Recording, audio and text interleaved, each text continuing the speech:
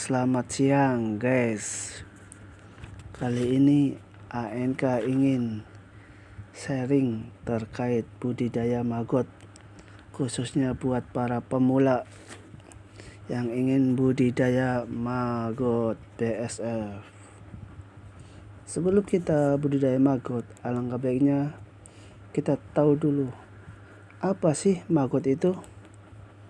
Nah, maggot itu sebuah atau seekor larva dari jenis lalat black soldier fly, atau nama latinnya bisa dibilang Hermetia ilucens. Besarnya sendiri 15 sampai 22 mm, berwarna putih kecoklatan, dan bisa dibilang warnanya sampai hitam apabila sudah menjadi pupa kepompong. Siklus hidupnya maggot sendiri atau bisa dibilang larva 40 sampai 30 sampai 43 hari paling panjang. Larva maggot bertahan dari 14 sampai 18 hari. Setelah 14 sampai 18 hari itu dia akan menjadi kepompong atau menjadi pupa. Setelah menjadi pupa, dia akan bermetamorfosa menjadi lalat. Setelah jadi lalat, dia akan bertelur. Dan telurnya atau lalat tersebut dia enggak seperti ternak-ternak lainnya, dia akan terus-terusan bertelur, enggak. Kalau lalat BSF ini sekali telur dia langsung almarhum, langsung meninggal gitu, langsung mati. Makanya kita harus ibaratnya tuh siklus berulang-ulang. Enggak satu kali jadi lalat terus bertelur lagi enggak. Kalau lalat BSF ini jika dia udah bertelur dia langsung meninggal. Apa sih perbedaannya antara lalat BSF dengan lalat-lalat biasa? Beda kawan, dari mulai bentuknya aja udah beda. Hitam, agak panjang, dia menyerupai lebah atau tawon itu bentuknya. Nah, lalat BSF sendiri beda jauh dengan lalat hijau. Lalat hijau tuh biasanya sumber penyakit. Kenapa dibilang sumber penyakit kalau lalat hijau? Karena lalat hijau tuh dia diamnya di mana? Dia diamnya di kotoran, di tempat-tempat amis. Itulah kenapa kalau ada lalat hijau nempel di makanan kita, waduh itu sumber penyakit tuh. Nah, karena dikhawatirkannya apa? Dikhawatirkannya dia bisa bertelur di makanan kita. Itulah kalau lalat hijau. Tapi kalau lalat BSF, dia telurnya nggak di makanan, dia tahu diri telurnya tuh, dia punya tempat sendiri, nggak asal cerut telur, enggak. Nah, kalau lalat BSF ini atau black soldier fly, dia hinggapnya di mana? Di tempat-tempat yang fermentasi. Di mana ada fermentasi, seperti ada pisang-pisang yang udah busuk lah, udah nggak dipakai lah, itu nanti bisa lah timbul maggot. Nah,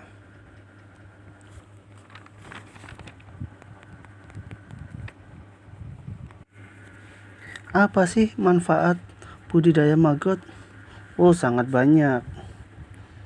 karena di Indonesia sendiri salah satunya banyak budidaya ayam bertelur, ayam berdaging, baik budidaya ikan, terus ada budidaya burung, kan banyak. Nah, maggot sendiri bisa dijadikan sebagai pakannya. Nah, kita budidaya maggot itu bisa dibilang sampingan saja juga bisa, diambil fokus, diprioritaskan juga bisa.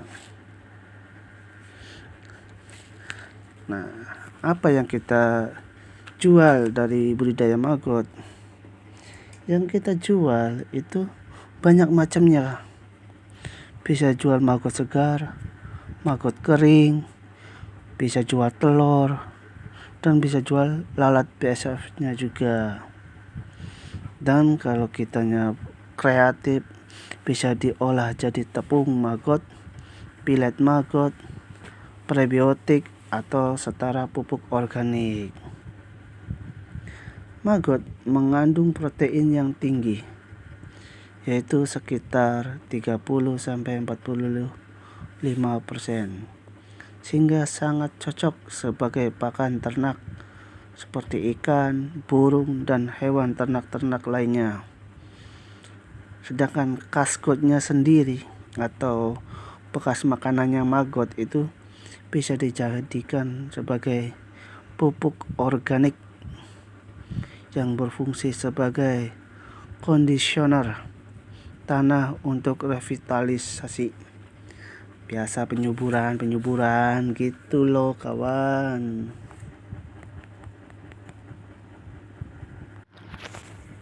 Buat teman-teman atau yang ingin budidaya maggot yang lagi nonton video ini, jangan lupa like, comment, subscribe dulu. Karena yang subscribe dan like serta share ke Facebook dan ke Facebook kita atau screenshot kasih ke kita, nanti kita akan ada undian. Nanti jika sudah sampai 1000 subscriber, kita akan undinya seperti apa.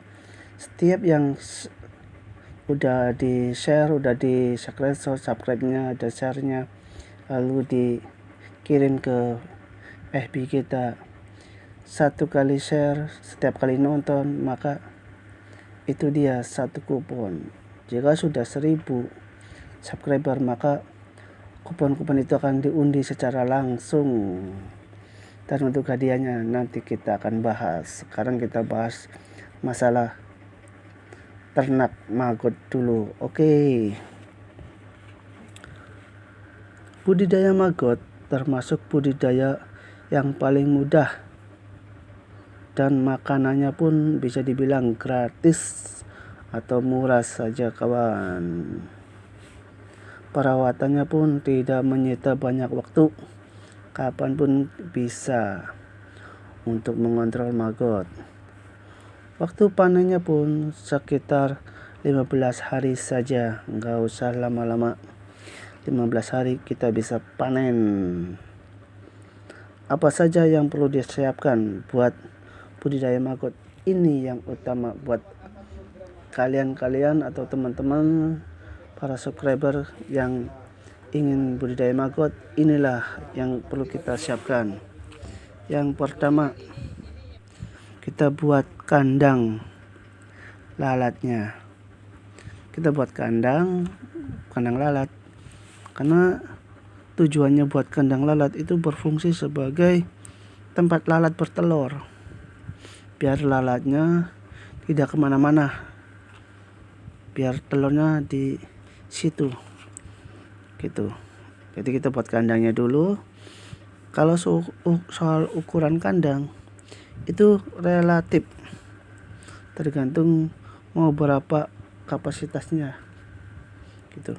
Kita mau naruhnya berapa pupa baru kita buat. Tapi kalau kita yang minimalnya lah, yang kecil-kecilnya lah, itu 1 meter persegi dikali atasnya itu 3 meter. Itu buat para pemula yang masih baru, itu cocoknya segitu dulu gitu, biar lalatnya ngumpulnya di situ dan di bawahnya buat telur gitu. Jangan lupa alat-alatnya, siapkan kayu dan jaring serta paku. Kalau nggak ada paku ya pakai tali Jawa juga bisa lah. Kita jangan dibuat susah, dibuat simpel saja. Tuh.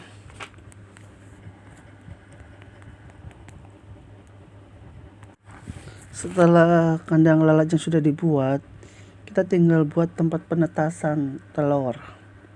Nah, tempat penetasan telur itu terbuat dari kayu saja gitu. Jadi kita ambil kayu, nah kita buat kayu, nah seperti ini bentuknya untuk penetasan kayunya, dan ikatnya pakai karet saja biar mudah untuk panennya. Setelah sudah buat penetasan, kita tinggal yang ketiga, kita tinggal buat tempat penyiapan. Apa itu penyiapan? Kita buat penyiapan buat panen telurnya. Buat telur, kita buat penyiapan telur buat jadi maggot. Nah, bisa menggunakan apa sih bentuknya, ember atau plastik atau apa aja lah, seperti yang baskom yang kecil-kecilan aja. Nah, bentuknya yang seperti ini aja lah. Itu tujuannya itu hanya untuk dari telur menjadi larva, itu aja. Nah, setelah nomor 3 kita pindah ke nomor 4. Nomor 4 itu kita harus siapkan biofon. Apa itu biofon? Biofon itu ialah tempat dari mulai larva menjadi besar atau pembesaran larva gitu. Nah, untuk biofon jangan hanya satu, kalau bisa itu yang banyak, minimal 3 lah. Karena untuk setelah dari telur sampai menjadi larva, yang idealnya kan 7 hari baru pindah ke biofon. Setelah dari biofon 5 hari atau 1 minggu kita pindah lagi ke yang besar. Nanti yang baru pindah itu diganti yang baru.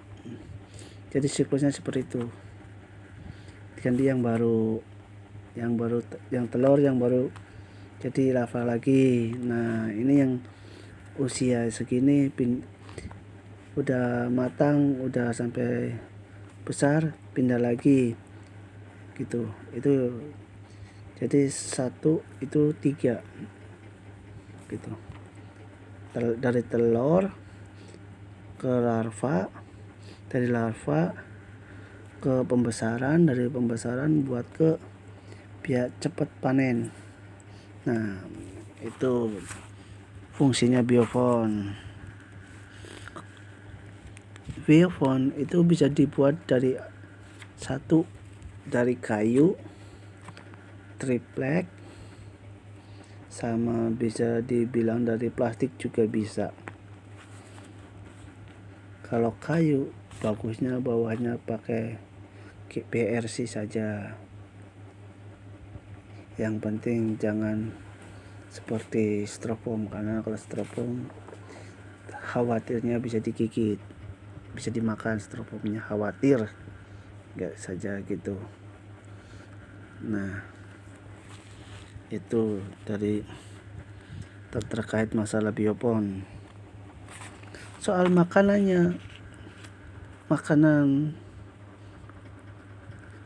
itu paling yang tadi saya bilang, makanan buat maggot itu murah, gratis juga bisa.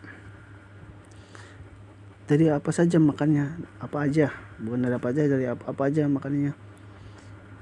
Makannya itu dari limbah-limbah atau sampah, jangan bilang sampah lah, bahasanya kurang bagus, pakainya limbah organik, seperti sisa-sisa makanan dan buah.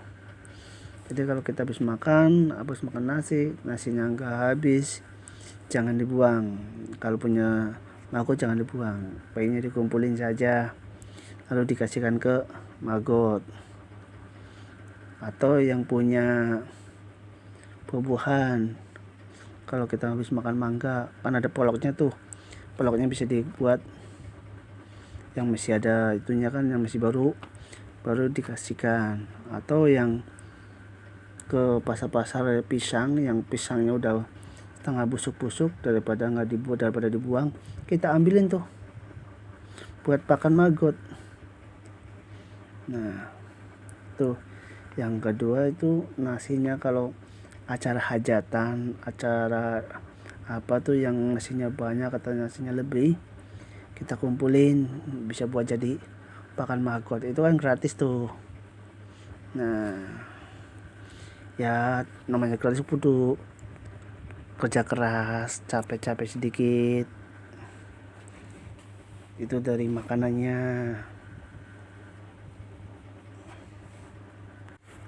Buat seorang pemula seperti saya ini, berapa sih minimal anggaran budget budidaya maggot?